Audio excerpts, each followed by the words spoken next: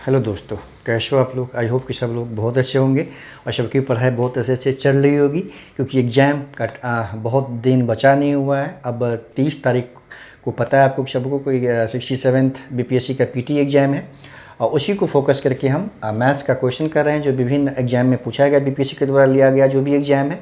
उसी कड़ी में आज हम 65th बीपीएससी का पीटी का जो क्वेश्चन है, जो मैथ्स का क्वेश्चन जो आया हुआ है, उसको सॉल्व करते हैं। और चलिए शुरू करते हैं। देखिए, पहला क्वेश्चन जैसा कि आप देख रहे हैं कि ये इस तरह में सिग्मा फॉर्म है, समेशन। इसको हम लोग एडिशन, समीकरण कुछ भी बोल सकते हैं। तो बाकी इस तरह का क्वेश्चन देखते ही बहुत सारे स्टूडेंट जिनका मैथ बैकग्राउंड नहीं है, साइंस बैकग्राउंड नहीं है, वो इसको टच ही नहीं करते हैं, छोड़ देते हैं। जैसे प्रॉफिट एंड लॉस का है, परसेंटेज का है, टाइम एंड वर्क का है, या नहीं तो आपका सिंपल इंटरेस्ट का क्वेश्चन है, कंपाउंड इंटरेस्ट, उसको तो अटेम्प्ट करते हैं। लेकिन इस तरह के क्वेश्चन को वो देखते भी नहीं है, छोड़ ही देते हैं। लेकिन देखिए, ये बेसिकली है कितना आसान। एक बार अगर आप इसको समझ लेंगे तो बहुत आसानी से ये जो इस तरह का जो सिग्मा बेस्ड यानी सिग्मा साइन बेस्ड जो क्वेश्चन होता है, बहुत आसानी से आप इसको सॉल्व कर सकते हैं। इसको शुरू करने से पहले, सॉल्व करने से पहले इसके कंसेप्ट को थोड़ा सा आप समझ लीजिए, ठीक है। सिग्मा ये जो होता है, इसका साइन होता है, इसका मतलब कुछ नहीं, इसका मतलब होता है जोड़। मतलब बहुत सारे टर्म का जोड़ होता है, एडिशन होता है, ठीक है। समेकन भी इसको बोलते हैं। बहुत सारा टर्म होगा, उसको एक साथ समेकित करना है। एडिशन मतलब ऐड करना है, जोड़ करना है। इसका मतलब सिर्फ जोड़ है और कुछ नहीं है। जैसे मान लीजिए कि यहाँ पे अंदर में कुछ वेरिएबल है, या तो वेरिएबल टर्म होगा, वेरिएबल मतलब जैसे एन है, एक्स है, वाई है, समथिंग, वो होगा, या तो कांस्टेंट होगा। दो ही हो सकते हैं, या तो कुछ ऐसा टर्म हो जो वेरिएबल होता है, जिसमें वैल्यू पुट करेंगे उसके हिसाब से वो चेंज होगा, या तो कांस्टेंट टर्म हो सकता है। तो पहले हम लोग देख लेते हैं कि मान लीजिए अंदर में एक्स है, ठीक, और यहाँ पे एक्स इक्वल टू मान लीजिए 1 से लेके हम 10 तक है, ऐसा है, जैसे गिवन है, इस तरह का होगा। या नहीं तो ऐसे हो सकता है कि मान लीजिए यहाँ पे 5 है, ठीक, और यहाँ पे n इक्वल टू 1 से लेके 10 तक है, इस तरह का हो सकता है, ठीक है। या तो इसमें वेरिएबल टर्म होगा, या तो इसमें कांस्टेंट टर्म होगा। तो बस मतलब इसका एडिशन ही होता है। जब x हो अंदर में, इसका मतलब यहाँ पे x है, या कुछ भी हो, n भी है अगर, तो हम x के इक्वल टू 1 ही लेंगे। इसका मतलब ये होता है सिर्फ कि 1 + 2 + 3 प्लस अप टू 10। मतलब इसमें क्या है कि इसका जो मिनिमम वैल्यू है 1, यहाँ से स्टार्ट करना है, इसका मैक्सिमम वैल्यू है 10, है ना, वहाँ तक पहुँचना है और सबको ऐड कर देना है, सबको जोड़ देना है एक साथ। इसका मतलब यही होता है। अंदर में कोई वेरिएबल टर्म है, यहाँ पे आपको गिवन होगा कि इसका मतलब ये लोअर लिमिट है, यहाँ से स्टार्ट करना है और यहाँ तक पहुँचना है। जैसे x इक्वल टू 1 पुट किया, फिर x equal to 2, x equal to 3, x equal to 4। अब वो कब कहाँ तक करना है, तो 10 तक ही पुट करना है। तो 10 तक पुट कर दिया और सबको, जितने भी टर्म हैं उसको सबको हमें ऐड कर लेना है। इसका मतलब यही होता है और कुछ नहीं, ठीक है। इसको आप समझ लीजिए अच्छे से, फिर आपका इस तरह का क्वेश्चन बहुत आसानी से सॉल्व कर सकते हैं। अब देखिए इसका मतलब क्या होता है। जब कोई कांस्टेंट टर्म हो यहाँ पे, है ना, कांस्टेंट टर्म होने का मतलब है कि यहाँ पे कांस्टेंट टर्म है, तो यहाँ पे 1 से स्टार्ट होगा और यहाँ पे 10 तक पहुँचना। मतलब यहाँ पे वेरिएबल नहीं है, यहाँ पे कांस्टेंट है। इसका मतलब ये कांस्टेंट टर्म तो चेंज होगा नहीं। यहाँ पे वेरिएबल था तो हमने 1 से स्टार्ट किया, 10 तक पहुँच गए। यहाँ पे कांस्टेंट ही है तो यहाँ पे चेंज नहीं होगा। तो क्या करना है आपको, 5 को 10 बार ऐड करना है, यानी 5 को एक बार, यहाँ से 5 को 10 बार ऐड करना है। मतलब 5 + 5 + 5 करके समझिए कि ऐसे करके 10 5 लिखना है यहाँ पे। ये 1 2 3 4 4 है, 5 6 7 8 9, अंतिम, मतलब 10 बार 5 लिखना है, उसको ऐड कर देना है। इसको ऐसे ब्रेक करना नहीं है क्योंकि इसमें समय लगेगा। इसका एडिशन 50 होगा, ठीक। उसको क्या करना है हमें, जो अंदर में कांस्टेंट टर्म है, इसका जो अपर लिमिट होता है ना, ये वाला, उस दोनों को मल्टीप्लाई कर दीजिए, आपका यही सोल्यूशन हो जाएगा। यही आपका सोल्यूशन हो गया। मतलब अगर कांस्टेंट टर्म हो अंदर में तो अपर लिमिट से उसको मल्टीप्लाई कर दीजिए, वही उसका आपका इसका आंसर हो जाएगा। अगर कोई वेरिएबल टर्म है तो उसको क्या करना है, ऐसे करके 1 से स्टार्ट करना है।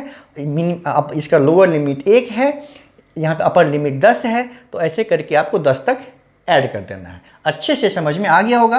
आप साथ में यहीं पे एक चीज़ और समझ लीजिए जिसको यूज़ करना है। अगर नेचुरल नंबर का कंजिक्यूटिव नेचुरल नंबर का एडिशन अब अगर हमें पता करना हो, इसका फॉर्मूला होता है n × n+1/2। ठीक है, मतलब ये हुआ कि अगर मान लीजिए यहाँ पे 10 टर्म है, ये n है, तो यहाँ पे n = 10 हो गया। मतलब इसका जो इस वाले का जो सम हो जाएगा वो हो जाएगा 10, n = 10 है नंबर, और यहाँ पे n+1 मतलब 11 और डिवाइड बाई 2 मतलब 2 5 जा 10, तो 55 हो जाएगा। मतलब अगर n नेचुरल नंबर का, n कंजिक्यूटिव नेचुरल नंबर का, लगातार हो, गैप नहीं होना चाहिए इसमें, n कंजिक्यूटिव नेचुरल नंबर का अगर हमें एडिशन पता करना है तो n × n+1 डिवाइड बाई 2, आप याद रखिए, इसको भी अभी हम यहाँ पे यूज करेंगे।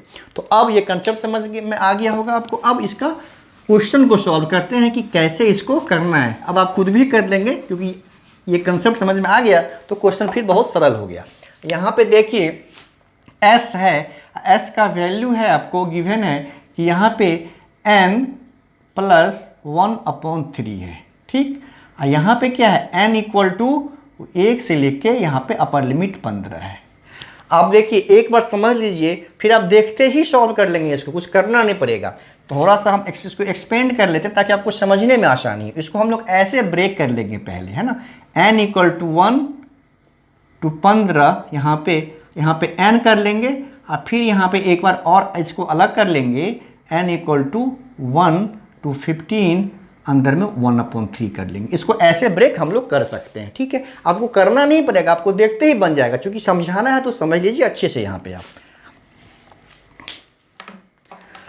यहाँ पे फिर देखिए, तो अभी मैंने बताया कि अगर ऐसा हो अंदर में कोई वेरिएबल टर्म हो, इसका मतलब कुछ नहीं होता, आपको 1 से स्टार्ट करना है, अपर लिमिट तक ऐड करते जाना है। मतलब यहाँ पे 1 + 2 + 3 करते करते कहाँ तक पहुँचना है आपको, 15 तक, सिंपली, और कुछ नहीं करना है ना। इसका मतलब यही, इसको हम लोग ऐसे भी लिख सकते हैं, एक ही बात है। ठीक, फिर अगला है प्लस करना है। आपको पता है, मैंने बोला अभी आपको कि यहाँ पे जो टर्म है अंदर में, उसको अपर लिमिट से मल्टीप्लाई कर देना है, यही आपका सॉल्यूशन हो जाएगा।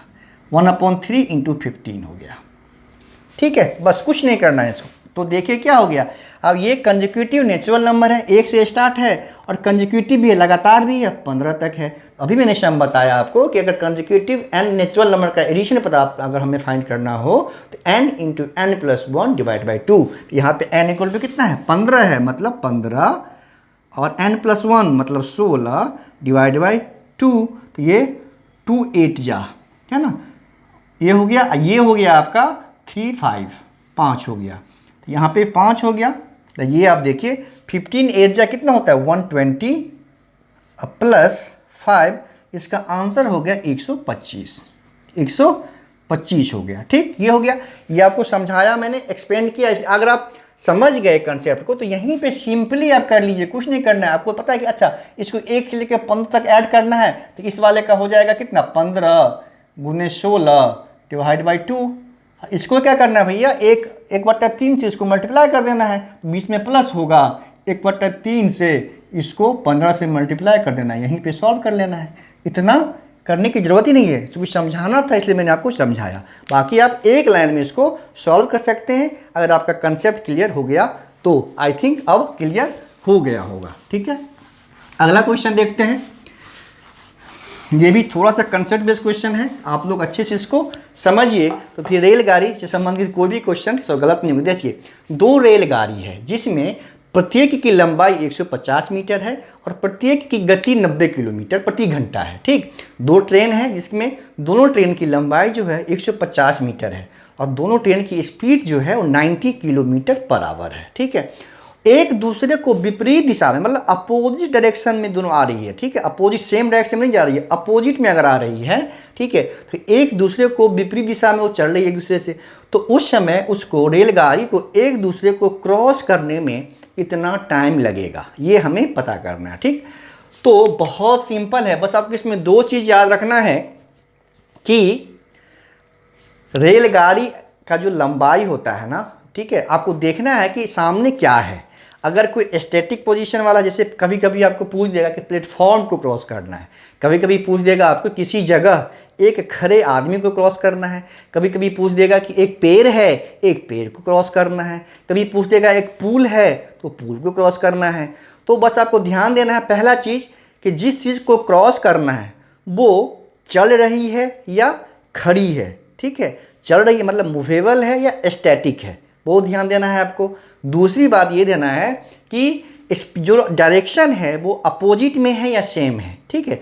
अपोजिट डायरेक्शन में अगर दो ट्रेन है या कोई भी गाड़ी है अगर अपोजिट डायरेक्शन में अगर चल रही है तो उस केस में आपको ध्यान देना है उसका जो सापेक्षिक वेग होगा यानी रिलेटिव वेलोसिटी, वो दोनों को ऐड कर देना है। कब ऐड करना है?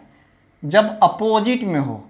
सापेक्षिक वेग या गति जो भी है अगर अपोजिट में हो यानी विपरीत में हो तो उसको दोनों के वेलोसिटी को, स्पीड को ऐड कर देंगे तो क्या होगा, उसका हमें सापेक्षिक वेग निकल जाएगा, ठीक। अगर एक ही दिशा में हो, अगर दोनों जो ट्रेन है या कोई भी गाड़ी है अगर एक ही दिशा में चल रही है उस केस में आपको ध्यान रखना है उसके स्पीड को क्या करना है, दोनों का अंतर पता करना है, डिफरेंस है ना, उसका सापेक्षिक गति हो जाएगा। रिलेटिव वेलोसिटी, सापेक्षिक गति जो होगा वो पता करना है आपको। तो ये याद रखना है, अगर दो ट्रेन है या दो कोई गाड़ी है अगर दोनों चल रही है तो उसमें क्या करना है आपको, अपोजिट डायरेक्शन में है तो स्पीड को ऐड कर देंगे तो उसका सापेक्षिक गति निकल जाएगा। अगर एक ही दिशा में जा रही है दोनों, उस केस में क्या करना है आपको कि दोनों के स्पीड को के अंतर को फाइंड करेंगे तो वो हमारा क्या होगा, सापेक्षिक गति होगा। ये कंसेप्ट नंबर 1 हो गया। दूसरा कंसेप्ट क्या है कि अगर कोई वस्तु स्टैटिक है, खड़ी है, उसको अगर ट्रेन क्रॉस कर, मान लीजिए कि यहाँ पे एक लड़का खड़ा है, मान लीजिए ऐसे, ठीक है, एक लड़का खड़ा है या कोई व्यक्ति खड़ा है यहाँ पे, इसको ट्रेन क्रॉस कर रही है ऐसे, मान लीजिए यहाँ से ट्रेन का अगला पार्ट ये है, ठीक है, ये इंजन है, ये इसका गार्ड बॉगी है मान लीजिए, ये तब तक क्रॉस नहीं कर पाएगी ट्रेन इसको जब तक ये जो पिछला पार्ट है ये वाला गार्ड का जो पार्ट है गार्ड बॉगी का, जब यहाँ पे आ जाएगा गार्ड बॉगी है ना, यहाँ पे गार्ड बॉगी यहाँ पे आएगा, इंजन इसका यहाँ पे आ जाएगा, ठीक है, तो तब तक ये क्रॉस नहीं करेगी। इसका मतलब किसी भी स्टैटिक पोजीशन को, स्टैटिक व्यक्ति को या वस्तु को क्रॉस करने के लिए ट्रेन को उतनी ही दूरी तय करनी पड़ेगी जितना उसका खुद का लंबाई है, ठीक है। ट्रेन को उतनी दूरी तय करनी पड़ेगी जितना उसका खुद का लंबाई है। कब? जब इसकी कोई लंबाई नहीं हो, इस वस्तु की कोई लंबाई नहीं, पैर है, मनुष्य है, तो उसका तो कोई लंबाई नहीं, उसका तो हाइट है। तो उस केस में अगर इस वैसे वस्तु को क्रॉस करना है ट्रेन को जिसका खुद का कोई लेंथ नहीं हो, उस केस में ट्रेन को उतनी दूरी तय करनी पड़ेगी जितनी उसकी खुद की लंबाई होगी। क्लियर है? फिर अगर कोई वस्तु है जिसकी कोई लंबाई हो, जैसे प्लेटफॉर्म है या पुल है, स्टैटिक की बात कर रहे हैं अभी हम, तो स्टैटिक अगर है तो आपको याद करना है कि दोनों का लेंथ, पुल का कुछ लेंथ होता है, प्लेटफॉर्म का कुछ लेंथ होता है, उसमें ट्रेन को जो दूरी तय करनी पड़ेगी क्या होगा, वो दोनों के लंबाई को ऐड कर देंगे, दोनों के लंबाई को हम ऐड कर देंगे, ट्रेन को उतनी दूरी तय करनी पड़ेगी। स्पीड चूंकि एक ही है, एक ही ट्रेन है, एक ही वस्तु चल रही है, दूसरा तो स्टैटिक है, तो जे स्पीड केस में एक ही लेंगे। ये था कि दो केस में, जब दो गाड़ी या दो ट्रेन मूव कर रही है उस केस में। लेकिन जब एक ही ट्रेन है, एक ही गाड़ी गतिशील है, दूसरा स्टैटिक है, उस केस में स्पीड तो एक ही है, तो दो दूरी निकालना है। दूरी अगर कोई वैसा वस्तु है जो कि जिसकी कोई लंबाई नहीं है, मतलब लेंथ नहीं है, हाइट की बात नहीं, यहाँ पे लेंथ की बात है, उस केस में ट्रेन को उतनी ही दूरी तय करनी पड़ेगी जितनी उसकी खुद की लंबाई होगी। और स्पीड क्या हो जाएगा उसका, जो ट्रेन की स्पीड है बस।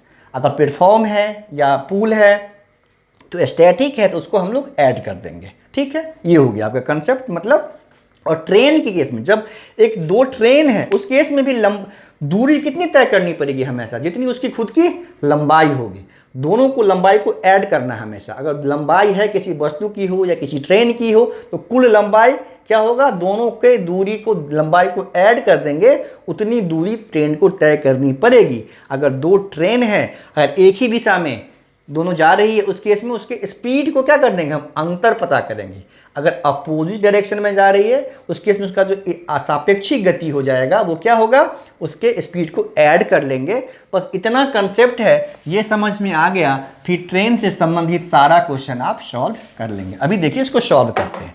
दो रेलगाड़ी जिसमें प्रत्येक की लंबाई 150 मीटर है और प्रत्येक की गति 90 किलोमीटर है, ठीक है, 90 किलोमीटर है और दोनों विपरीत दिशा में चल रही है। देखिए तो कुल दूरी कितना हो गया, कुल दूरी हो गया यहाँ पे, दोनों की दूरी को ऐड करना है, मतलब 150 प्लस 150 है ना, ये हो जाएगा कुल दूरी, मतलब 300 मीटर।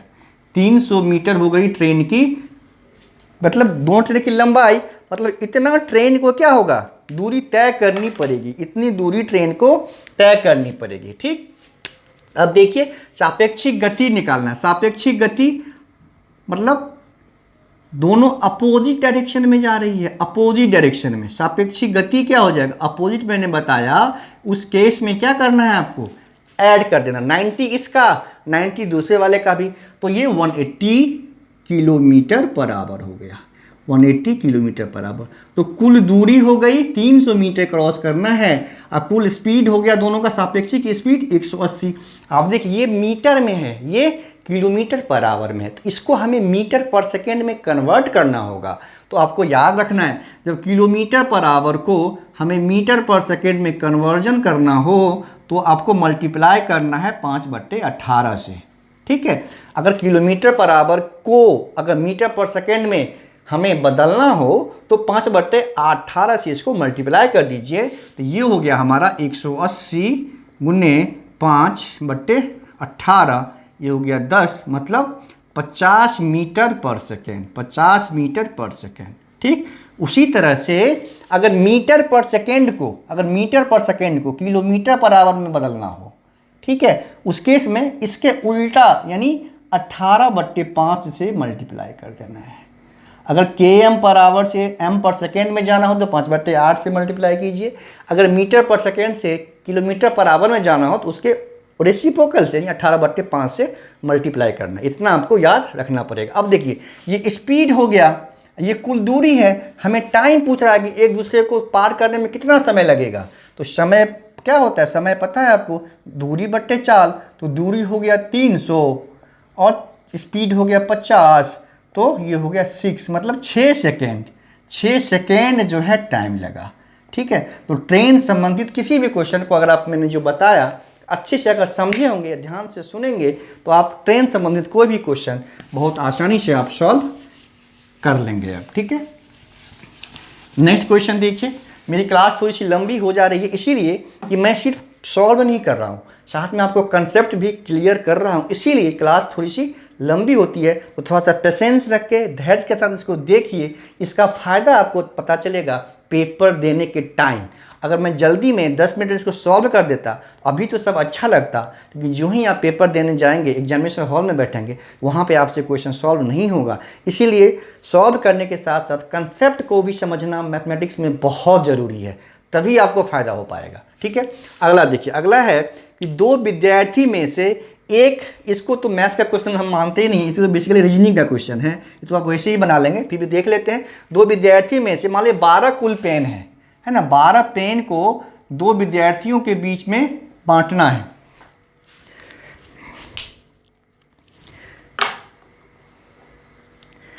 बारह पेन को दो विद्यार्थियों के बीच में बांटना है।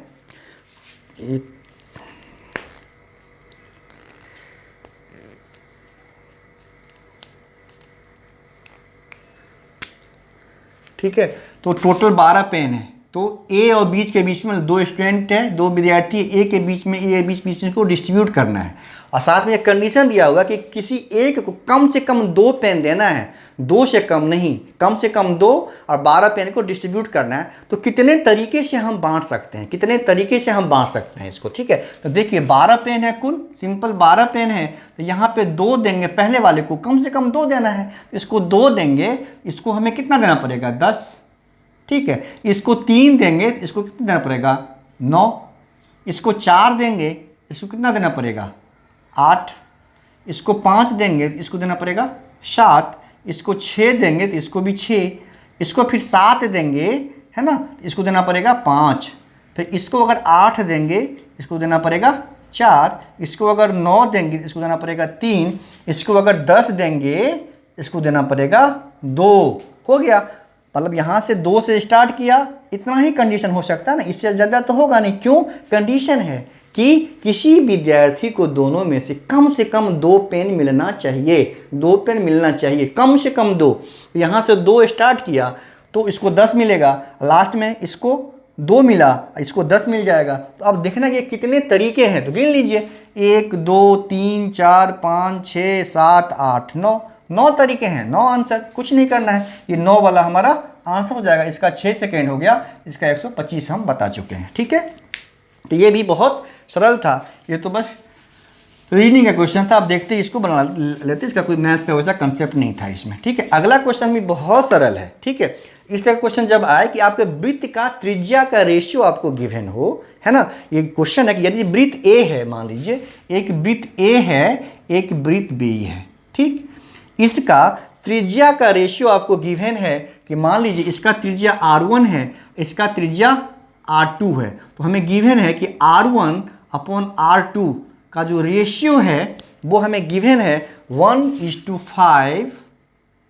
अपॉन 1। ये R1 R2 का रेशियो गिवन है हमें। ठीक है, तो दोनों वृत्त के क्षेत्रफल का रेशियो क्या होगा? सिंपली देखिए, तो ये रेशियो, इसका R1 है त्रिज्या पहले वाले का, इसका त्रिज्या R2 है, तो पहले वाले का जो ये क्या हो जाएगा, पाई R1 स्क्वायर एरिया, पाई R1 स्क्वायर हो जाएगा, और दूसरे वाले का क्या हो जाएगा, इसका एरिया हो जाएगा पाई R1 स्क्वायर, क्योंकि इसका त्रिज्या R1 है, और इसका एरिया हो जाएगा पाई R2 स्क्वायर, है ना। इसका त्रिज्या हो जाएगा, दोनों का त्रिज्या हमने मान लिया कि एक R1 है एक R2 है, तो इसका एरिया क्या होगा, पाई R1 स्क्वायर। आपको पता है सर्किल का जो क्षेत्रफल होता है वृत्त का वो होता है पाई R स्क्वायर, तो इस दोनों का रेशियो क्या होगा, तो पाई R1 square upon pi R2 square. ठीक, अब देखिए यहाँ पे पाई पाई कैंसिल हो गया, और R1 ये क्या हो जाएगा, R1 अपॉन R2 का स्क्वायर। ये हमें रेशियो गिवन है, यहाँ पे R1 अपॉन R2 गिवन है ना, 1.5 अपॉन 1 का स्क्वायर, ये हो जाएगा सिंपली 2.25 अपॉन 1, मतलब इसका रेशियो हो जाएगा 2.25:1। बस कुछ नहीं करना, तो ये तो प्रोसेस हो गया। लेकिन अभी आप इसको डायरेक्ट कर सकते हैं, जब किसी त्रिज्या का जो रेशियो हो गिवन हो और हमें क्षेत्रफल का रेशियो पूछ रहा हो, तो कुछ नहीं करना है, बस त्रिज्या के रेशियो को स्क्वायर कर देना है, वही हमारा आंसर हो जाएगा। तो सिंपली ये 1:5/1 था, इसको सिंपली स्क्वायर कीजिए, यहीं पे डायरेक्टली इसको स्क्वायर कर दीजिए, वही हमारा आंसर हो जाएगा, मतलब 2.25/1। तो जब कभी भी अगर त्रिज्या का रेशियो गिवन है और हमें क्षेत्रफल का रेशियो पूछ रहा है, उसको स्क्वायर कर दीजिए। ठीक, अगर कभी क्षेत्रफल का रेशियो गिवन है और हमें त्रिज्या यानी रेडियस का रेशियो पूछ रहा हो, तो क्या करना है, स्क्वायर रूट कर देना है, स्क्वायर रूट कर देना है। इसका स्क्वायर रूट करेंगे, अगर क्षेत्रफल के रेशियो को हम उसका रूट निकालेंगे तो त्रिज्या का रेशियो निकल जाएगा, वो हमें होगा 1/5/1, मतलब दोनों समझ में आ गया आपको कि अगर त्रिज्या का रेशियो दिया हुआ है सर्किल का, हमें उसका क्षेत्रफल का रेशियो निकालना हो तो उसको स्क्वायर कर देंगे। अगर क्षेत्रफल का रेशियो गिवन है सर्किल का और त्रिज्या का रेशियो निकालना हो तो उसका स्क्वायर रूट कर देंगे। ठीक, अगला क्वेश्चन है वो ये रीजनिंग का क्वेश्चन है, सीरीज़ का। हर बार एक क्वेश्चन बीपीएससी के द्वारा पूछा जाता है, बस सीरीज़ में आपको एक पैटर्न अगर पकड़ में आ जाएगा, पैटर्न समझ लेंगे कि सीरीज़ का जो डिजिट है वो किस पैटर्न पे किस रूल के अकॉर्डिंग आगे बढ़ रहा है, तो तुरंत आपका कुछ सेकंड में इस तरह के क्वेश्चन को आप सॉल्व कर सकते हैं। तो देखिए, जैसा कि इसमें पहले देख लेते हैं कि सीरीज है, उसमें पहला नंबर है 1, दूसरा है 3, उसके बाद है 15, फिर आप उसके बाद है 25, फिर अगला है 35, फिर है 49। ठीक है, उसके अगला नंबर क्या होगा ये हमको पता करना है ना। इसका जो मिसी ये नंबर है, नेक्स्ट जो डिजिट है वो नंबर कौन सा होगा, बस ये पता करना है। आपको सीरीज ढूंढना है बस, मतलब सीरीज तो गिवन है, वो किस रूल के अकॉर्डिंग किस मतलब पैटर्न पे आगे बढ़ रहा है। आप ये स्ट्राइक कर गया तो आपका प्रॉब्लम कुछ सेकंड में सॉल्व हो जाएगा। ठीक है, जैसे आप देख रहे हैं यहाँ पे आपको लग रहा होगा कि देखिए ये जो है 3 है, सॉरी 3 के बाद 9 भी तो था, 15, 25, 35, हाँ 3 के बाद यहाँ पे एक और डिजिट है, यहाँ पे 9 है। ठीक है, बीच में एक और है, तो 1, 3, 9 है, 15 है, 25 है, 35 है, 49 है। ठीक, आप देख रहे होंगे, आप जैसे कि आप देखिए जैसे 1 है, 3 है, 25 है, 49 है, तो आप देखिए एक किसी का स्क्वायर है, तब देखेंगे जो ये जो टर्म है, जैसे मतलब ये जो कैसे बढ़ रहा है, तो ये 1 का स्क्वायर है, फिर ये 3 का स्क्वायर है, ये फिर 5 का स्क्वायर है, फिर ये 7 का स्क्वायर है। ठीक, तो ये यहाँ पे जो आएगा, यहाँ पे वो हो जाएगा आपका 9 का स्क्वायर। ठीक, ये मतलब अल्टरनेट में बढ़ रहा है, अल्टरनेट नंबर लेना है, लेकिन यहाँ का हमको नहीं पता करना है, हमको बेसिकली यहाँ का पता करना है, तो इसलिए देखना पड़ेगा। तो दूसरा जो है कैसे बढ़ रहा है, मतलब ये सीक्वेंस है, ये कैसे चल रहा है, बस ये पकड़ना। ये तो पकड़ में आ गया, लेकिन हमको फाइंड करना ये वाला नहीं। अगर ये नंबर गिवन होता और ये फाइंड करना होता तो फिर हम इस सीरीज़ के हिसाब से चलते, तो यहाँ पे हमारा क्या होता, 81 होता आंसर, लेकिन 81 इसका आंसर नहीं होगा। अब ये पकड़ आना है हमको। अब देखिए यहाँ पे कि ये 3 जो है ना, पहला नंबर है, अब देखिए 15 है, फिर आपका 35 है। ठीक, आप देख रहे होंगे कि 3 में ये जो नंबर है, इसमें 2 ऐड कीजिए, उससे उसको मल्टीप्लाई कीजिए, तो 3 में 2 ऐड किया तो 5, और 5 × 3 किया तो 15। ठीक है, फिर आप देखिए 5 है यहाँ, 5 में 2 ऐड कीजिए 7, उसको मल्टीप्लाई कीजिए तो 35। ठीक, ये 7 वाला होगा। फिर 7 में 2 ऐड करेंगे तो 9, और 7 × 9 को मल्टीप्लाई करेंगे तो ये आ गया आपका 63। तो ये इस हिसाब से बढ़ रहा है। ठीक है, ये इस हिसाब से बढ़ रहा है, मतलब ये डिजिट में 2 ऐड करके उसको मल्टीप्लाई कर देना है। फिर जिससे हमने इसको यहाँ पे 7 वाला 5 वाला हो गया, फिर 5 को लेना है, फिर अगले में 2 ऐड कर देना है 5 में, फिर जो मल्टीप्लिकेशन होगा वो यहाँ पे आ गया, तो 7 वाला यहाँ पे आ गया। फिर 7 को रखना है, उसमें 2 ऐड करना है तो 9, और 9 और फिर 7 को मल्टीप्लाई कर देना है। इसका आंसर हो गया, वो हो जाएगा 63। तो 63 देखना है कि किस ऑप्शन में है, तो ये आपका डी ऑप्शन इसका आंसर हो जाएगा। तो बहुत सरल था, बस आपको पैटर्न पकड़ना है। अगर पैटर्न एक बार स्ट्राइक कर गया तो बहुत आसानी से आप इसको सॉल्व कर सकते हैं। अगला क्वेश्चन देखिए क्या है, ये पाइप एंड सिस्टर्न का क्वेश्चन है। जैसे एक नल है जो किसी पानी के टंकी, मतलब एक टैंक है, उसको अगर वो अकेले काम एक ही नल को खोलेंगे तो सिंगल वो क्या करेगा, 3 घंटे में उस टैंक को भर सकता है। फिर एक दूसरा नल है, उसका काम है निकालना। एक नल जो है पानी को वो टैंक में भरता है, दूसरा नल निकालता है। तो दूसरा नल अगर दूसरा नल काम करेगा अगर, तो उस केस में वो 4 घंटे में वो पूरे टंकी को खाली कर देगा। ठीक है, तो ये हमें पूछ रहा है कि यदि टंकी जो पहले से 1/3 भरी हुई है, मतलब 1/3 टंकी भरा हुआ है, ठीक है, मतलब उसको 2/3 भरना है, और 1/3 तो भरा हुआ है, मतलब 2/3 खाली है, तो 2/3 को भरना है। तो यदि दोनों नल को, एक नल जो 3 घंटा में खाली कर सकता था उस टंकी को, और एक नल जो 3 घंटा में उसको भर सकता था, और दूसरा नल जो उसको 4 घंटा में खाली कर सकता था, अगर दोनों को एक साथ खोल देंगे हम, तो पानी का टंकी जो है वो कितना देर में भर जाएगा, ये हमें पता करना है। ठीक है, तो क्वेश्चन समझ में आ गया होगा। अब देखिए इसको में पहला जो नल है वो पानी की किसी टंकी को 3 घंटे में भरता है, तो 3 घंटे में जो है वो फिल कर देगा एक टंकी को। ठीक, इसका मतलब 1 घंटे में वो क्या करेगा, 1/3 टंकी को भरेगा, है ना, 1/3 को भरेगा। आपको वर्बली ही कर लेना है कि 3 घंटे में, तो 1 घंटे में पहला नल कितना काम करेगा, तो चूंकि वो भरता है तो 3 घंटे में 1 को भरता है, तो 1 घंटे में क्या करेगा, वो 1/3 भरेगा।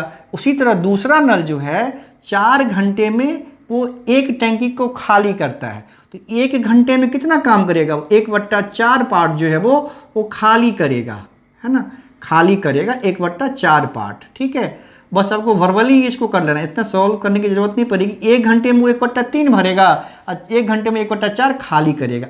अगर दोनों नल एक साथ खोल दें तो 1 घंटे में क्या काम होगा, 1 घंटे में ये 1/3 भरेगा, 1/4 खाली करेगा, तो दोनों मिल के इसको दोनों मिल के एक साथ क्या करेगा, 1 घंटे में क्या होगा, 1 घंटे में कितना पानी भरेगा, तो भरेगा 1/3 माइनस 1/4। ठीक है, इतना ही भरेगा ना। 1 घंटे में दोनों अगर साथ काम करेगा, साथ खोल देगा, तो ये तो 1/3 भर देगा, लेकिन ये 1/4 खाली भी तो कर देगा, तो 1 घंटे में कितना पानी भरेगा टंकी में, दोनों खुलेगा। तो इसको हम सॉल्व कर लेंगे। ये 12 हो गया, 4 - 3 मतलब 1 घंटे में 1/12 पार्ट जो है वो भरेगा। अगर दोनों नल एक साथ खोल देंगे तो 1 घंटे में 1/12 हिस्सा भरेगा। ठीक, अब हमें पता करना है कि टैंक कितना देर में भर जाएगा, जबकि उसका 1/3 हिस्सा पहले से भरा हुआ है। तो 1/3 हिस्सा भरा हुआ है तो पहले फुल मतलब कंप्लीट मतलब 1, तो 1/3 हिस्सा पहले से भरा हुआ है, तो हमको भरना कितना है 2/3 हिस्सा।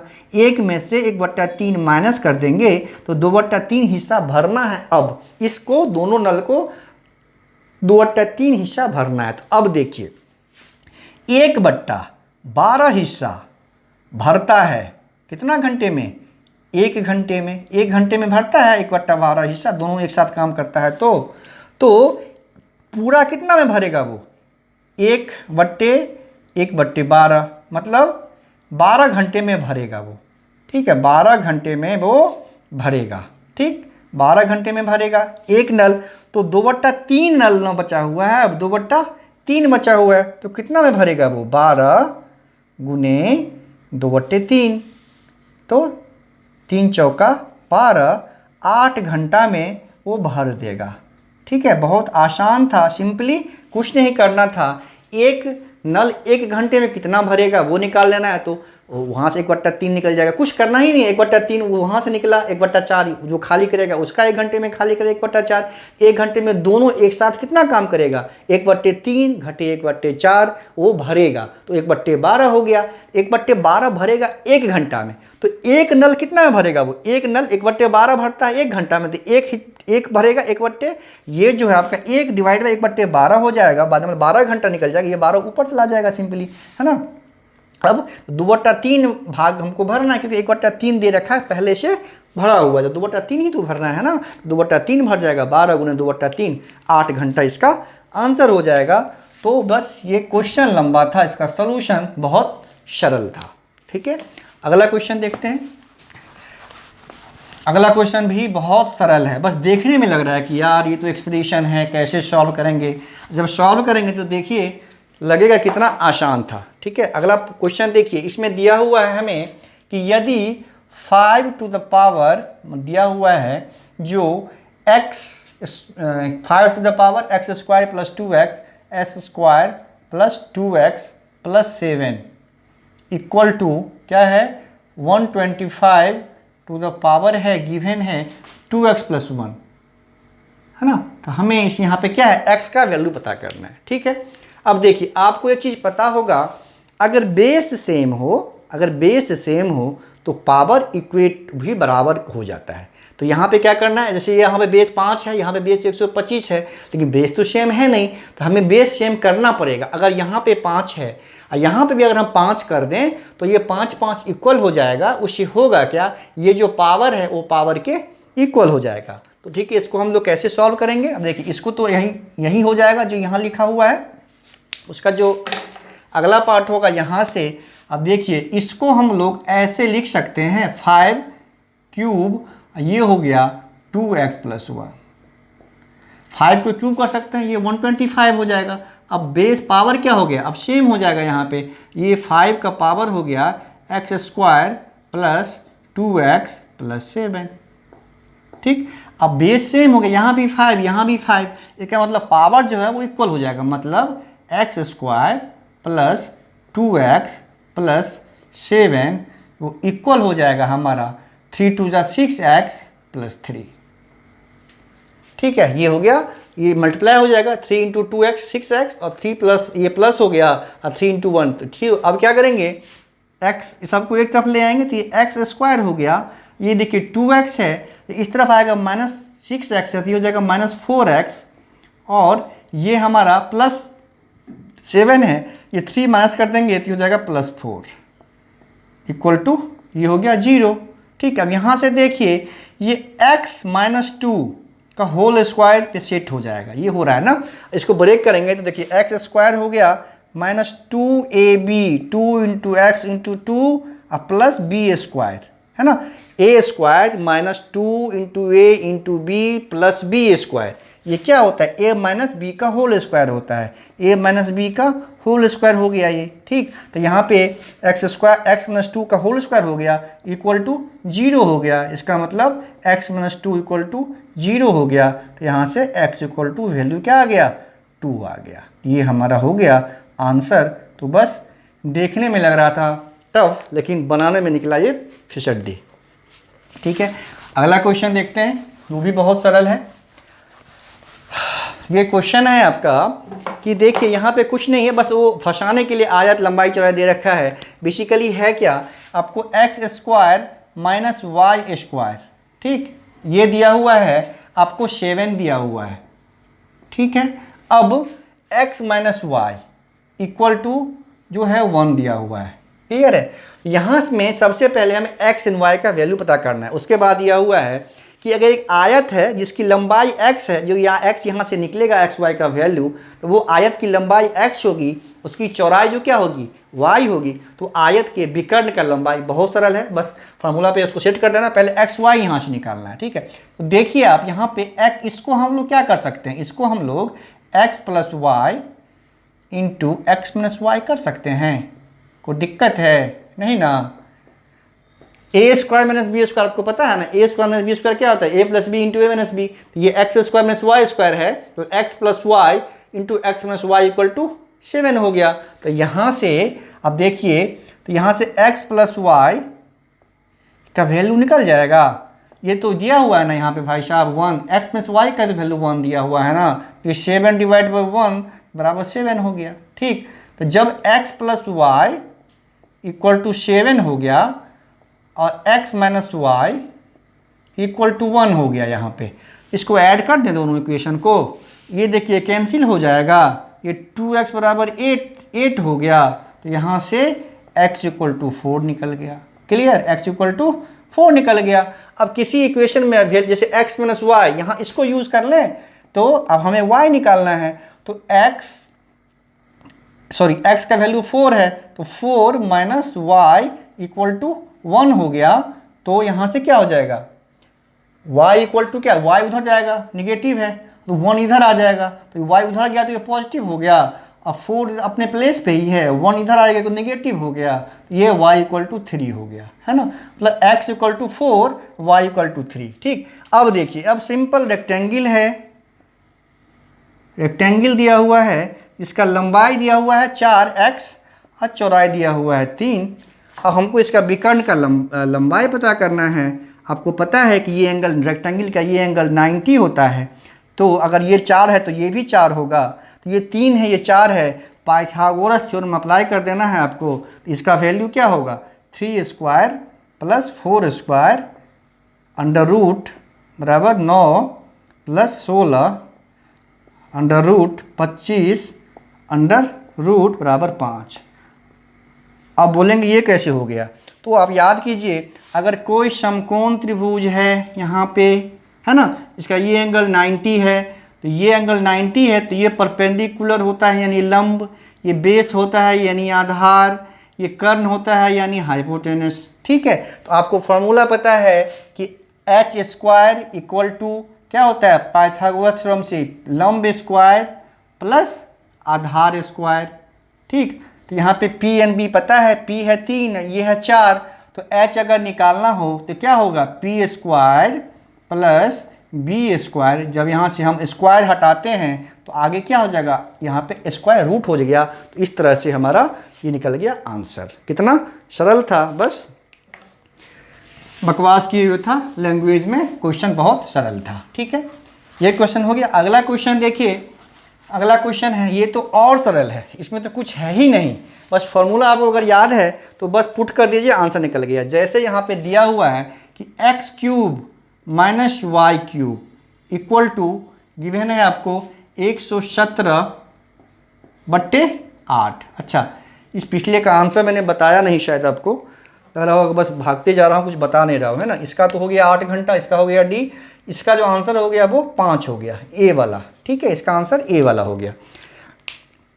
इसमें दिया हुआ है कि x cube minus y cube बराबर 117/8 और एक्स माइनस वाई गिवन है आपका 3/2 ये गिवन है, ठीक, ये गिवन है। आपको पता करना है किसका value, x² plus XY plus x², है ना, सॉरी y², ये y², इसका वैल्यू हमें पता करना है, ठीक है। अब देखिए x³ माइनस y³ का होता है वैल्यू होता है x minus y into x² plus XY plus y², मतलब a³ माइनस b³ होता है a minus b into a² plus ab plus b²। बस ये अगर आपको याद है तो सिंपल, कुछ नहीं करना था, प्रॉब्लम सॉल्व। ये वैल्यू पता करना है, ये दिया हुआ है, ये दिया हुआ है ना, तो ये दिया हुआ है तो ये वैल्यू क्या हो जाएगा आपका x² जो हमें पता करना है प्लस XY प्लस y², ये हो जाएगा x³ माइनस y³ कितना है 117/8, ठीक। डिवाइड करेंगे x माइनस वाई का, ये क्या है 3/2, है ना, डिवाइड करेंगे ना, ये इसके नीचे आ जाएगा, डिवाइड हो जाएगा। अब इसको सॉल्व कर लेंगे, 117/8 ये चला जाएगा ऊपर, ये आ गया नीचे, है ना। जब ऐसे करते हैं तो ये 2 चला जाता है ऊपर, 3 आ जाएगा 8 के साथ, ये हो गया 2 4 जा 8, ये हो गया 3 3 जा 9, 2 3 9 जा 27, आंसर हो गया आपका 39/4, 39/4 ये हो गया आपका आंसर, ठीक है, 39/4। तो किस में है ये, सी वाले ऑप्शन में है ये। तो ये भी कितना सरल था, बस आपको ये फॉर्मूला रट लीजिए, ये रट लीजिए, ठीक, बस काम हो गया आपका। यहाँ पे अगर ये आप देखिए, अगर x³ प्लस y³ होता तो सिर्फ यहाँ पे प्लस हो जाता, यहाँ पे प्लस हो जाएगा, आपका काम फिनिश हो जाएगा, और यहाँ पे माइनस हो जाएगा, है ना, यहाँ पे प्लस हो जाएगा। आप देखिए x³ plus y³ equal to होगा x प्लस वाई, ठीक है, into x² minus XY plus y², ठीक है। तो ये अगर प्लस में है, जो यहाँ पे है वो यहाँ रहेगा, ये बीच वाला साइन चेंज हो जाएगा। ये आपको ये दोनों फार्मूला को अच्छे से याद कर लेना है, ठीक है। ये हो गया इसका फॉर्मूला। इसी पे आपका क्वेश्चन या तो इस पे आ जाएगा या इस पे आ जाएगा, बहुत आसानी से आप इसको सॉल्व कर सकते हैं। अब लास्ट सम है मतलब 65वीं का, वो है वेन डायग्राम पे बेस्ड। हर एक बार वेन डायग्राम पे बेस्ड क्वेश्चन पूछ ही लिया जाता है। अब बहुत सरल है, अगर पिछले जो भी मैंने या तो 66वीं का हो या 67वीं का हो या CDPO का हो या AAO का हो, मैक्सिमम में आपने देखा होगा वेन डायग्राम से क्वेश्चन पूछा जाता है और क्वेश्चन बहुत सरल प्रकृति का होता है। तो अगला क्वेश्चन देखते हैं, वेन डायग्राम पे है, उसको हम सॉल्व करते हैं, ठीक है। अब देखिए 80 विद्यार्थियों की एक कक्षा में 60% विद्यार्थी कैरम खेलता है, 45% विद्यार्थी शतरंज खेलता है, जबकि 10% विद्यार्थी न कैरम खेलता है न शतरंज, मतलब कुछ खेलता ही नहीं है ना। तो उस केस में ये इससे पहले वाला जो कर रहे थे हम, तो सब कुछ न कुछ कर रहा था, मतलब कोई ऐसा नहीं था कि कोई कुछ नहीं कर रहा था। यहाँ पे क्या है कि 10% विद्यार्थी जो है कुछ नहीं करता है। मतलब पहले हम ये निकाल लेंगे कि कैरम कितना खेलता है, तो 60% है कैरम खेलने वालों की संख्या, ठीक है। तो 60% है कैरम, तो कैरम खेलता है, कैरम कितना खेलता है, कैरम जो है वो खेलता है आपका 60% का कितना 80 का, 60% ऑफ 80, तो ये हो जाएगा आपका 60/100 गुने 80, ठीक है। ये कैंसिल हो गया, फिर आपका 2 चौका 2 पंचे 12, ये 48, 48 जो है 48 जो स्टूडेंट है, मतलब वो छात्र है, वो कैरम खेलता है ना, वो कैरम खेलेगा कितना 48। उसी तरह से शतरंज कितना खेलेगा, ये कैरम खेलने वाले का संख्या होगा, शतरंज बस निकाल लेना, बहुत सिंपल है ये, ठीक है। तो शतरंज हो जाएगा आपका, शतरंज क्या दिया हुआ है 45% जो है स्टूडेंट जो है शतरंज खेलता है, तो 80 का 45%, 80 का 45%, तो ये हो गया हमारा 80 गुने 45/100, है ना। 5 नम्मा 45, 5 20 100, 20 चौका 80, मतलब कैरम खेलता है 36, सॉरी शतरंज खेलता है 36, कितने कुछ नहीं खेलता है, कुछ नहीं, न कैरम न शतरंज, उसका भी संख्या निकाल लेंगे, न कैरम ना शतरंज, वो क्या है, कुछ नहीं खेलने वालों की संख्या 10%। तो 10% किसका, 80 का। तो ये तो पता है 10% 8 हो जाएगा, 10% 8 हो जाएगा। अब जो हम वेन डायग्राम बनाएंगे उसमें इसको यूज नहीं करेंगे, क्योंकि वेन डायग्राम जो बनता है इसको तो घटा देंगे। मतलब 80-8 यानी 80 तो टोटल है, और 8 जो है वो कुछ नहीं करता, मतलब बचा 72। तो 72 पे ही हम वेन डायग्राम बनाएंगे। जो टोटल इंगेज है उसको ही वेन डायग्राम में हम सेट करते हैं, जो कुछ नहीं कर रहा है उसको हम यहीं पे माइनस कर लेंगे। तो अब देखिए आपका कैरम वाला, अब यहाँ पे कैरम वाला हो गया, याद रखिए 48, शतरंज वाला हो गया 36, उसी पे हम वेन डायग्राम हम सेट करेंगे, ठीक। और टोटल हो गया 72 जो खेलता है, 48, 36, 72, ये आप याद रखिए। अब देखिए बनाते हैं हम वेन डायग्राम सिंपली, ठीक। तो दो बनेगा कि दो ही खेल है, तो एक मान लीजिए कैरम का हो गया ये सर्किल, और दूसरा वाला एक ब्लू से कर लेते हैं, वो बना लेते हैं हम शतरंज का। ये मान लीजिए हमने बना लिया शतरंज का, ठीक। तो ये हो गया हमारा शतरंज का, ब्लू वाला हो गया शतरंज, और ये रेड वाला हो गया आपका कैरम। आराम से समझिए, बहुत सरल है, एक बार समझ में आ गया तो काम खत्म, ठीक। कैरम का अब देखिए, कैरम का जो टोटल है वो कैरम कितना था, 48 खेल रहा था, ठीक। और ये जो टोटल शतरंज जो था टोटल कितना था, 36। ये टोटल शतरंज का था 36, ठीक। शतरंज का 36 था, जबकि टोटल इस सबको मिला के कैरम, शतरंज और ये दोनों कॉमन मिला के कितना था, 72। खेलने वालों की संख्या कुल कितनी थी, 72 ही ना, क्योंकि 8 तो कुछ खेल ही नहीं रहा है, टोटल तो 80 है। लेकिन आपको ध्यान देना है, 8 को लेना नहीं है, 8 को यहाँ यूज नहीं करना है, 8 को वहाँ पे हटा देना है, क्योंकि ये सिर्फ जो खेलता है उसके बारे में बात कर रहे हैं हम, ठीक है।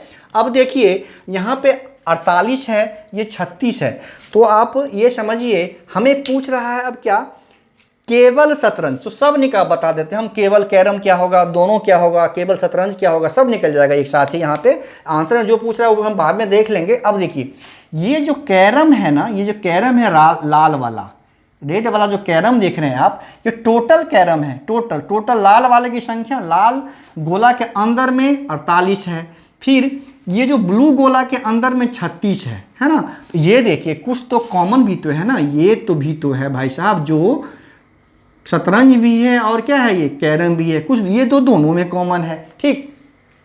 तो दोनों में जब कॉमन है इसका मतलब ये देखिए, या तो इसका बहुत सारा तरीका, या तो आप टोटल 72 है, इसको दोनों को ऐड कीजिए आप, 36 मतलब कैरम प्लस शतरंज मिला के कितना होगा, तो 8 6 14, 8 6 14, 1 4 3 7, 1 8 84। तो लोग था 72 ही, और यहाँ पे हो गया 84। क्यों हो गया, क्योंकि कुछ लोग दोनों खेलते हैं, तो दोनों खेलने वाले को जो संख्या हो जाएगी वही होगी 84 - 72, ठीक है। 84 - 72 ये हो जाएगा दोनों, तो 4 में से 2 गया 2, और 8 में से 7 गया 1, मतलब 12 जो निकल गया यहाँ पे। तो ये जो निकल गया, ये निकला 12, ये जो पोर्शन आपका है ये वाला बीच वाला ये निकल गया हमारा 12, ठीक। ये निकल गया यहाँ पे 12, ठीक। जब ये हमारा 12 निकल गया तो अब क्या होगा, देखिए ये जो कैरम है, तो कैरम पूरा लाल वाले में से जो 12 हम घटा देंगे, तो 48 में से जो 12 माइनस कर देंगे, तो ये निकल जाएगा सिर्फ कैरम, मतलब ये वाला एरिया निकल जाएगा। इसको हटा के यहाँ पे अगर सिर्फ कैरम निकालना हो हमें, सिर्फ कैरम खेलते, क्योंकि ये तो दोनों खेलता है, तो सिर्फ कैरम जो हो जाएगा वो हो जाएगा हमारा यहाँ पे 48 - 12, ठीक। ये हो जाएगा 8 में से 2 गया 6, और 4 में से 1 गया 3, तो 36 हो जाएगा सिर्फ कैरम।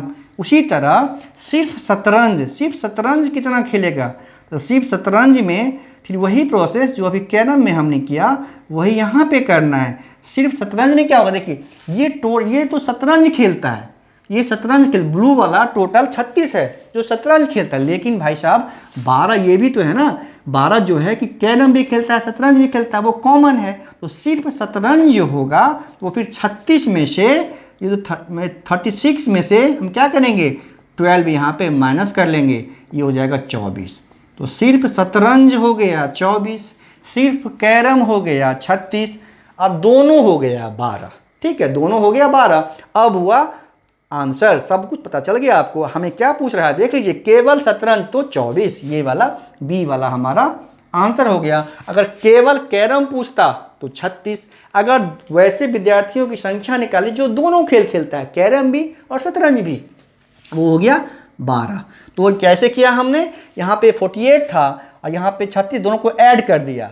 और चूंकि टोटल तो 72 ही है, 80 तो था टोटल, लेकिन 8 तो कुछ नहीं खेलता, तो बेकार बेकार है, बैठा हुआ है, फालतू लड़का है वो लोग, ठीक है। तो 72 हो गया, तो टोटल 48, यहाँ पे 84 टोटल हो गया। 84 टोटल कैसे हो जाएगा, इसका मतलब कुछ छात्र कॉमन है, यानी दोनों खेलता है। तो कॉमन कितना होगा, ये 84 जो निकला, दोनों को ऐड करके उसमें से ये कुल 72 घटा देंगे, तो वो हो जाएगा हमारा, क्या हो जाएगा, जो दोनों में है। जब दोनों निकल गया तो फिर इस कैरम वाले में से कॉमन को घटाएंगे तो सिर्फ कैरम निकल जाएगा। फिर शतरंज वाले में से अगर कॉमन को घटाएंगे, जो दोनों खेलता है उसको माइनस कर लेंगे तो सिर्फ शतरंज निकल जाएगा। अगर नहीं, एक और तरीका, ये तो हो गया, ये समझ में आ ही गया होगा। एक और देख लीजिए, अगर मान लीजिए आपको ये नहीं पता है कि ऐड करना है 48 है प्लस करके माइनस, अगर ये आपको नहीं स्ट्राइक किया तो ये समझिए, अगर आप इसको भूल जाइए, अगर 48 तो दिया हुआ, 36 ये तो हमने पहले से निकाला हुआ है, इस प्रोसेस को यहाँ से हटा देते हैं, ठीक है। ये जो प्लस किया माइनस किया, अगर आपको ये पसंद ना आ रहा हो तो कोई बात नहीं, एक दूसरा उपाय भी है अपने पास, ठीक है। तो 12 अभी हमें नहीं पता, ये हमें 12 नहीं पता, इसको हटा दीजिए, 12 अभी नहीं पता, कैसे पता कॉमन वाला। तो अब देखिए, अगर मान लेते हैं हम कि जो कॉमन वाला जो है वो x है, जो आपको शूट करिए x है, ठीक, ये हमारा x है। तो अब देखिए, जब x होगा तो ये माइनस कर लेंगे इस वाले को, तो ये क्या हो जाएगा हमारा, जब ये केवल निकालेंगे, ये प्लस ये मिला के ये हो जाएगा, तो इस x में को ये 48 माइनस x हो जाएगा ये वाला, ठीक है, बात बराबर ही है। फिर ये हो जाएगा हमारा 36 माइनस x हो जाएगा सिर्फ वाला, ठीक, ये सिर्फ वाला, और एक प्लस x हो जाएगा, ये तीनों मिला के 72 हो जाएगा। समझिए बात, ठीक है। आप जो शूट करें, या अगर इसको x मान लेंगे, ये निकल जाएगा हमारा सिर्फ कैरम, फिर ये निकल गया आपका सिर्फ शतरंज, ये निकल गया दोनों, सबको ऐड करेंगे तो 72 होगा ना, तो 72 होगा। उस तरह से भी हम फाइंड, यहाँ से x निकल जाएगा, फिर x निकल गया, सब कुछ आप फाइंड कर सकते हैं। लेकिन मेरे हिसाब से पहला जो तरीका था वो ज़्यादा अच्छा था, उसी से आप सॉल्व कीजिए, आपको कभी प्रॉब्लम नहीं होगी। तो इस तरह से 65वीं BPSC में जो क्वेश्चन पूछा गया था मैथमेटिक्स में, वो अभी फिनिश होता है। अगर इसमें कुछ भी अगर लगे आपको क्योंकि नो समझ में आया हो या कुछ प्रॉब्लम हो अभी भी बचा हुआ, तो आप कमेंट करें, मैं ज़रूर उसको क्लियर कर दूंगा। अब जल्दी ही आते हैं हम 64th BPSC में पूछे गए मैथ्स के क्वेश्चन के साथ, तब तक के लिए।